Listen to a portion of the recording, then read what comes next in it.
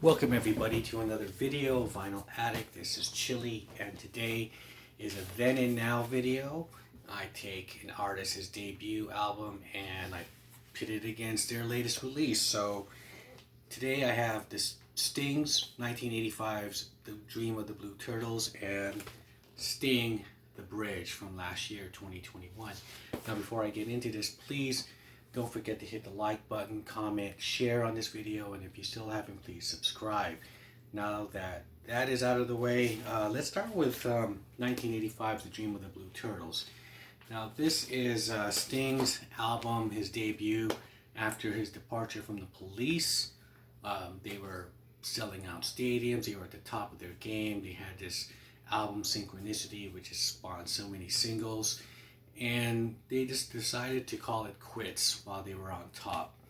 He decided to pursue different musical ambitions, such as jazz, and he starts putting this band together, which is comprised of like Omar Hakim on drums, Bradford Marcellus on tenor sax, and a young Daryl Jones on bass, who ends up being the bass player of the Rolling Stones from '94 to present time.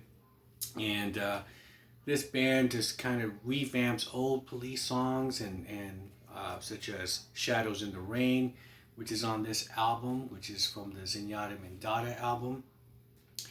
And they also do, there's a lot of hits on this album as well. If You Love Somebody, Set Them Free, Love in the Seventh Wave, which is a kind of world reggae song, Russians,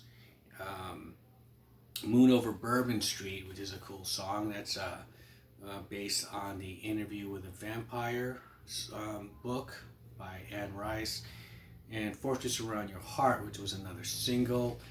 And that's how the album ends, which is it was kind of a weird kind of song to end the album with. I thought it started off great with If You Love Somebody, Set Them Free, but that song didn't seem like it should have been at the end, but it's a great song. That's the thing. It sounds like something that could have been on the Synchronicity album, but he wrote it at this time, and it was based on he was going through a divorce with his first wife. Now, the vibe on this album is just high energy. I mean, there's a new group of guys. They're getting together. They're working stuff out. He's writing things that are just happening in his life at this moment. It's very spontaneous.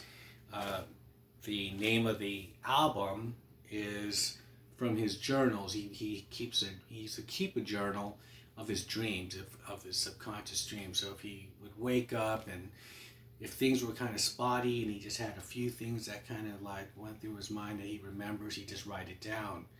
And so he woke up one day and he had a dream on blue turtles. Hence, that's where he got the name, The Dream of the Blue Turtles. So, I like this album.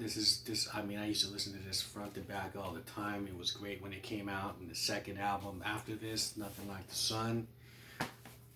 Great. Okay, so now we go to 2021. And Sting is doing an album in lockdown. And he has some notes here about it. And what he says here is, here is a new set of songs written in a year of global pandemic, personal loss, separation, disruption, lockdowns, and extraordinary social and political turmoil. Now, as far as being locked down and trying to get inspiration, he said that it was a different way of writing because it's more reflective. It's not like the other album, which I was saying things were happening in time. I mean, like at the moment, there's spontaneity with writing that album, in real time. And this is more about, being isolated and go, what am I going to write about today? And he's had to really draw hard on what to write about, and the music itself is sort of like he does. It's a return to like his rock roots, so it's a little policey. The first few songs, there's 10 tracks on this one as well. but on the vinyl you get an extra 3 songs, which is an instrumental and a cover of Sitting in the Dock of the Bay, which is, it's alright.